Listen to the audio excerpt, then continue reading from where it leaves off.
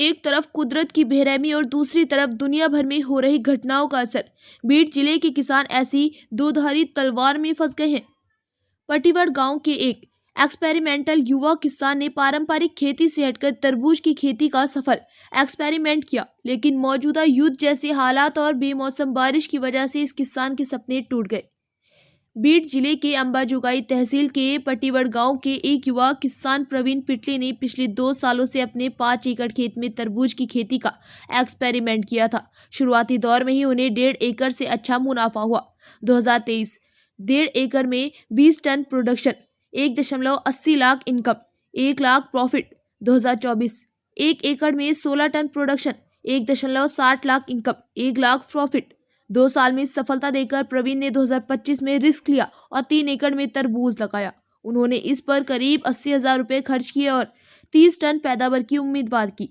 उन्हें इससे कम 3.5 लाख रुपए मिलने की उम्मीद थी। दुनिया भर में चल रहे युद्ध जैसे हालात की वजह से एक्सपोर्ट पर असर पड़ा है और बाजार में तरबूज के दाम गिर गए। ऊपर से जिले में बेमौसम बारिश की वजह से जो माल मिला था वह खराब हो रहा।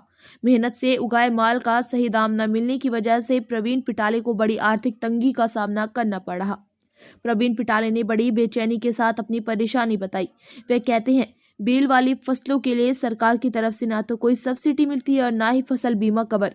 ऐसे में जब कोई कुदरती या दुनिया भर में कोई संकट आता है तो किसान पूरी तरह से बर्बाद हो जाता है।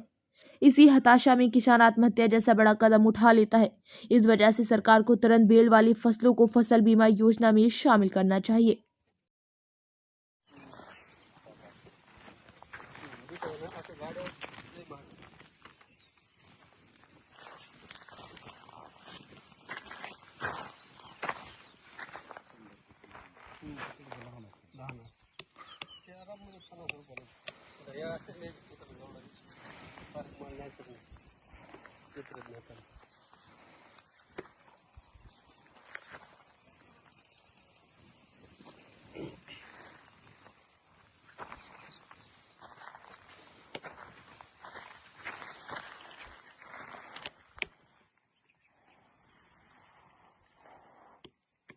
आपण हे टरबूजाची लागवड आपण 3 एकरमध्ये केलेली आहे। आपण साधारण 3 एकरमध्ये 70 ते 80,000 रुपये खर्च केलेला आहे। आपण गेली 3 वर्ष टरबूजाचं पीक घेत होतो। पारंपरिक पिकाला आपण पारंपरिक पिकापासून आपण हे करून नवीन काहीतरी करण्यासाठी आपण गेली 3 वर्ष टरबूजाचं पीक घेत होतो। गेली 2 वर्षांना आपल्याला टरबूजातून पुरेपूर फायदा झाला म्हणून आपण गेल्या वर्षी आपलं 1.5 एकर टरबूज होतं, पण या वर्षी फायदा होत आहे म्हणून आपण 3 एकर टरबूज लावलं। साधारण त्याला 70 ते 80,000 रुपये आपण खर्च केला टरबूजाला आणि आपण अपेक्षित धरलं होतं 3 ते 3.5 लाख रुपये उत्पन्न। पण हे जागतिक महायुद्ध इराणचं युद्धाच्या ह्याच्यामध्ये माल तर आपण भरपूर काढला, ते 20 टन माल होईल सरासरी, पण या युद्धामुळे व्यापारी आले, बाहेर ट्रान्सफर होत नाही म्हणून त्यांनी 6-7 रुपयानं मागून गेले।